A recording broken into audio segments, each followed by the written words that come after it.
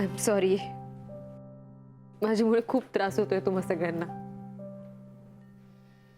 तू आधी शांत हो मानसी. हो खरंच, तू प्लीज आधी रडणं थांबव प्लीज. मी एकच सांगते की मी काहीच मुद्दाम करत नाहीये.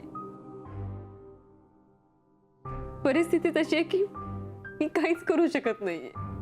अगं हो, मला मान्य आहे आणि मी तुझ्यावरती रागवत पण नाहीये. माझं फक्त एवढं म्हणणं आहे की तू एकदा माझ्या जागी स्वतःला ठेवून तर बघ आणि मग मला सांग माझं काही चुकतंय का. आई तू प्लीज थांब. मी थांबणार नाही. हा प्रश्न तुम्हा दोघांमधला आहे, त्यात मी पडणं चुकीचं आहे. बरोबर आहे, पण मी कुठे चुकत असेल तर मला सांगशील ना प्लीज. किती गुणी मुलं आहात तुम्ही आणि तितकीच समजूतदारही आहात. तुम्हाला समजवायची काय गरज आहे? बोला तुम्ही. मानसी तू प्लीज शांत हो, प्लीज रडू नको प्लीज. सनील, मला माझी चूक कळलीये. परत असं होणार नाही. आता इथून पुढे माझ्यासाठी प्रायोरिटी फक्त आणि फक्त तूच असशील. ओके तू प्लीज आधी शांत हो. असं नाही होणार परत आहे. सलील, तुझंही असं चालणार नाही हा, फोन न उचलणं. बस कळलंय ना तिला? उद्याच्या उद्या तिला बँगलोरला घेऊन जा. हो मी तयार आहे जायला. तुम्ही बसा, मी तुम्हा दोघांसाठी चहा आणते.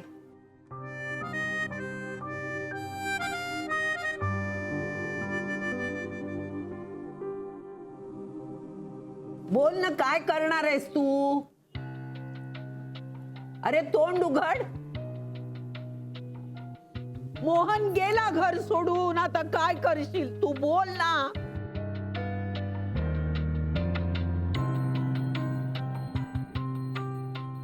अगं आई, त्याला सुद्धा आत्ताच कळलंय ना. तो काय बोलणार, काय सांगणार? सांगेल तो. यांनी सांगितलंच पाहिजे. अरे याच्यामुळेच ही वेळ आली आहे ना. काय करायचं? विक्रांत बोल, काय करायचं?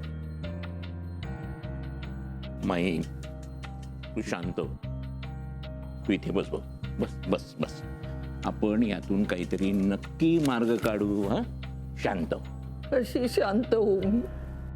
अरे या मुलाला आपण सांगतोय, अरे कुठलाही निर्णय घेताना आमच्याशी काहीतरी बोल पहिल्यांदा.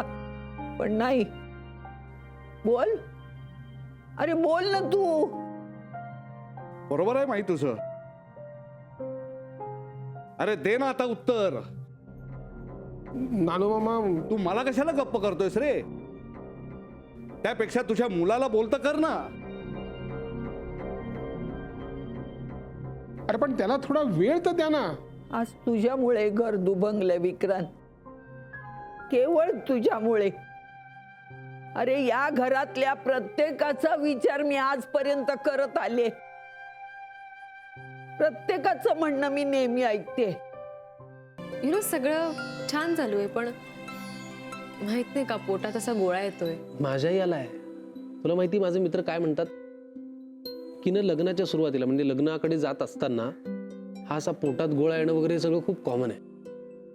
त्याच्यामुळे लग्न खरेदीमध्ये, बाहेर जाण्यात, शॉपिंग करण्यात, ह्या सगळ्या गोष्टीत स्वतःला एवढं बिझी करून द्यायचं की पोटात गोळा येतोय हे कळलंच नाही पाहिजे. सो तू पण हे टेन्शन सोड आणि तुझ्या कामाला लाग. अगं हो, तुला आज हॉस्पिटलला नाही जायचं? नाही, मी आता नाही जाते. आता हळूहळू कमी करते मी जाणं. नाही, पण मग तुझ्या जागी कोण आलाय? हे आपलं रिसेप्शन. माझी आणि विक्रांतची केबिन त्याच बाजूला आहे. त्याच्याच बाजूला तुझी बसण्याची जागा असेल. I show you. It's really cool. Sarika, ही साक्षी. मानसी मॅडमच्या जागी नवीन एम्प्लॉई. हॅलो साक्षी, मी सारिका. सारिका, साक्षीचा अकॅडमिक रेकॉर्ड खूप चांगला आहे. She is a very brilliant student. माझी खूप जुनी मैत्रीण आहे ना, तिची मुलगी आहे ती. That's great. मी तिला नंतर तुझ्याकडे पाठवेनच. तिच्या सगळ्या ड्युटीज काय आहेत त्या तू तिला नीट समजावून दे. Sure ma'am. You can continue with your job. हां, तर साक्षी, आपल्या या हॉस्पिटलमध्ये कामातला शिस्तशीरपणा आणि वक्तशीरपणा अतिशय महत्त्वाचा आहे. म्हणूनच या हॉस्पिटलमधली सगळीच कामं अतिशय सुरळीतपणे चालू असतात. कारण प्रत्येकाला आपापल्या रिस्पॉन्सिबिलिटीज काय आहेत हे अगदी नीट समजावून सांगितलेले आहेत. आणि मुळात डॉक्टर हे प्रोफेशनच असं आहे की इथे मनात सेवाभाव असावाच लागतो आणि चुका अजिबात चालत नाही. तेव्हा तुझ्याकडून पण तीच अपेक्षा आहे माझी. हो मावशी. हां, आणि तुला तुझी नेमकी जबाबदारी काय आहे हे कळेलच. इथला सगळा जो स्टाफ आहे तो अतिशय जुना आहे आणि खूप कोऑपरेटिव्ह आहे. ते सगळेच जण तुला मदत करतील. फक्त एक गोष्ट लक्षात ठेवायची, काय मावशी? पेशंटशी नेहमी आपुलकीने बोलायचं आणि नेहमी पेशंटलाच प्राधान्य द्यायचं. ओके मावशी. 1 सेकंड. या. हां, हॅलो मधु काका, बोल. निर्मले, फारशी बरी बातमी नाही आहे ग. का रे? हां, म्हणजे काय झालं? काय आईला बरं नाहीये का? हो ना, बरी नाही आहे माई. कारण मोहन घर सोडून गेलाय. काय? असं कसं? म्हणजे काय झालं? अगं, प्रत्यक्षात कुणाला काही त्याने सांगितलं नाही. पत्र ठेवून गेलाय एक. Oh my God. खूप लागलंय ग तिला. येतेस ना? हो हो. हो मधु काका, मी येतेच. लवकर ये ग, वाट पाहतोय.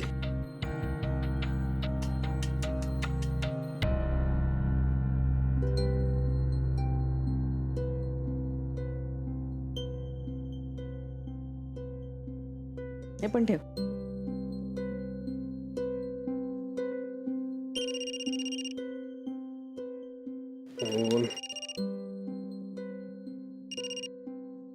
हॅलो. हां, बोल रे महेंद्र. काय? कुठ? बेंगलोरला? अरे थँक्यू सो मच. थँक्यू. बेंगलोरला ट्रान्सफर. ओके ओके, चालेल. मी ऑफिसमध्ये आल्यावर घेईन. या, बाय. थँक्यू. काय? परत बँगलोरला? हो. क्या बात है. काय मस्त टायमिंग आहे ट्रान्सफरचं. म्हणजे आता लग्न झाल्यानंतर परत इथे या, मग परत जॉईन व्हा, ही कटकटच नको. थांब थांब थांब, मी तुला बाकीचेही कपडे आणून देते. हो. तेही घेऊन जा. इथे फक्त 2 जोड ठेव. मला नाही वाटत तुला इथे परत यावं लागेल. आणि मानसीला सुद्धा 10-15 दिवस तिथेच राहू दे, म्हणजे तिलाही सवय होईल तिथली. करेक्ट. तुझं फ्लाईट कधीच आहे? अगं, आज रात्रीच आहे. अरे, तू मला पत्रिकेचं काहीच नाही सांगितलंस. पत्रिका एकदम मस्त केली आहे, इनोव्हेटिव्ह. म्हणजे जरा वेगळा मजकूर आहे, तर ऐकवते. नमस्कार. आयुष्यातलं सर्वात महत्त्वाचं पाऊल तुमच्या साक्षीने पुढे टाकायला मी आणि मानसी उत्सुक आहोत. आम्ही दोघांनी लग्न करायचं ठरवलंय, अर्थात एकमेकांशी. लग्न मे महिन्याच्या 3 तारखेला आहे. तरी आहेर नाही तर आशीर्वाद द्यायला आपण साऱ्यांनी नक्की यावे ही विनंती. आणि इथे खाली तुमचे नावं येतील. कसा वाटतोय? म्हणजे नेहमीसारखी करणार नाही आहात का तुम्ही? अगं, लोकांना सवय असते ना, म्हणून म्हटलं. ऍक्च्युली मी आणि मानसी 2-3 दिवसांसाठी बेंगलोरला जातोय. मग आम्ही परत येऊ आणि मग लग्नासाठी परत बेंगलोरला जाऊ. म्हणलं एकदा त्याच्या आधी तुम्हाला सगळ्यांनाच भेटून घ्यावं. छान. वा, छान. खरं तर लग्नाचं ऑफिशियली पहिल्यांदा निमंत्रण तुम्हालाच द्यायला आलोय असं समजा.